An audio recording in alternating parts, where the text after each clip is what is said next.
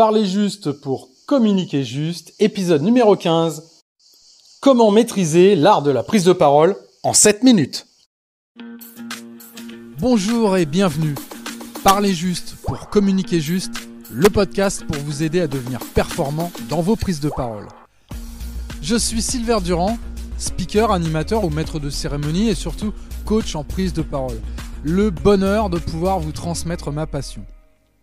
Savoir prendre la parole, c'est inévitable et incontournable aujourd'hui. C'est pourquoi je vais, à travers ce podcast, vous partager mes expériences, mes outils pour maîtriser parfaitement l'art oratoire, être impactant pour parler juste, pour communiquer juste. S'exprimer de façon claire devant un public, c'est une qualité requise dans de nombreux domaines de la vie. Par exemple, au travail, pour animer une réunion d'équipe, ou encore lors d'un examen pour se présenter face à un jury. Et oui, parler en public, ce n'est pas une chose aisée. Beaucoup d'entre nous angoissent à cette simple idée parce que c'est tout simplement la crainte de se décrédibiliser, de se ridiculiser. Cette peur, elle est très courante. C'est même la première peur avant même la peur de mourir. Ça s'appelle la glossophobie. J'ai d'ailleurs fait un épisode spécialement là-dessus. Cette peur, elle est partagée par 75% des gens. Cette difficulté à prendre la parole, elle vient aussi du fait qu'en France, l'apprentissage de l'expression orale, s'est relégué clairement au second plan. En classe, à l'école, 70%, c'est le professeur qui parle et qui dispense ses cours. Et 30% du temps restant pour les élèves. Et le souci, c'est que ce court temps de parole accordé aux élèves sert principalement à réciter des leçons. Donc, on ne nous apprend pas à structurer notre pensée pour argumenter à l'oral. D'où une certaine panique quand il faut prendre la parole. Fort heureusement, tout ne se joue pas sur les bancs de l'école. La prise de parole, ça s'apprend. Et ça s'apprend à tout âge. Il s'agit d'anticiper au mieux ces fameuses prises de parole. Les règles à savoir pour que vous puissiez vous exprimer de façon vivante et convaincante. Alors comment anticiper vos prises de parole ? Contrairement aux idées reçues, l'art de prendre la parole, c'est pas un talent inné réservé à l'élite. C'est d'abord une capacité qui s'acquiert avec de l'entraînement. Bien parler, c'est d'une part bien se préparer et d'autre part apprendre à maîtriser son stress. Nous avons tous tendance à penser qu'un orateur brillant est quelqu'un qui improvise à partir de rien.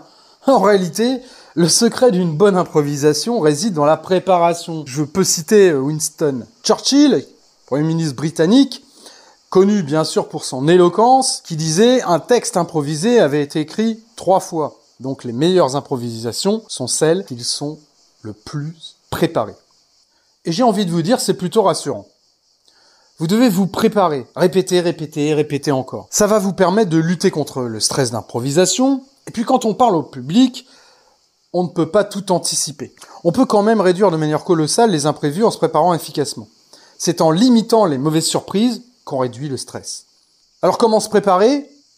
C'est en travaillant. La base, c'est de maîtriser d'abord parfaitement votre sujet. Vous vous sentirez parfaitement légitime pour vous exprimer et donc vous serez plus à l'aise à l'oral.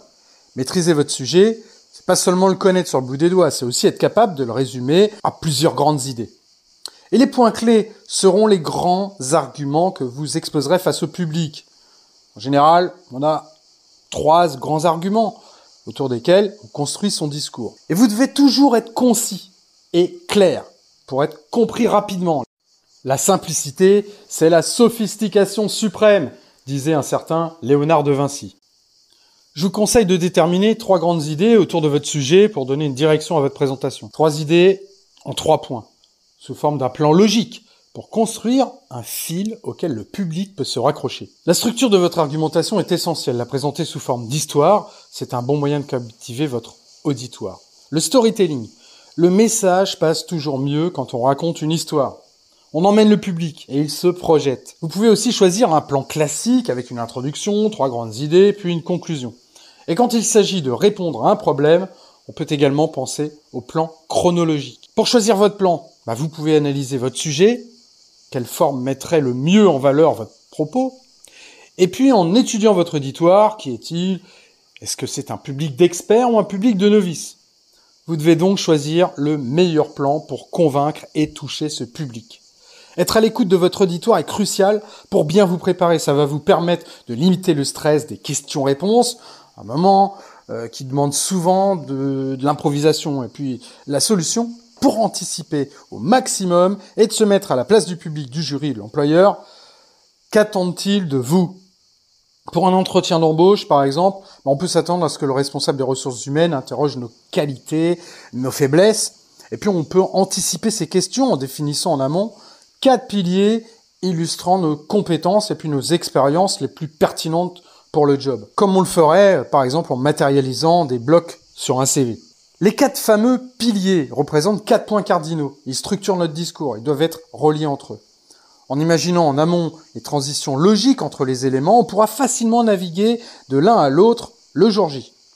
Peu importe la question posée, on sera capable de diriger l'entretien sans que notre interlocuteur le remarque, tout en donnant l'impression d'improviser et d'avoir confiance en vous. Et là, c'est presque gagné. J'arrive maintenant au bout des 7 minutes où je vous ai expliqué comment maîtriser l'art de la prise de parole en public.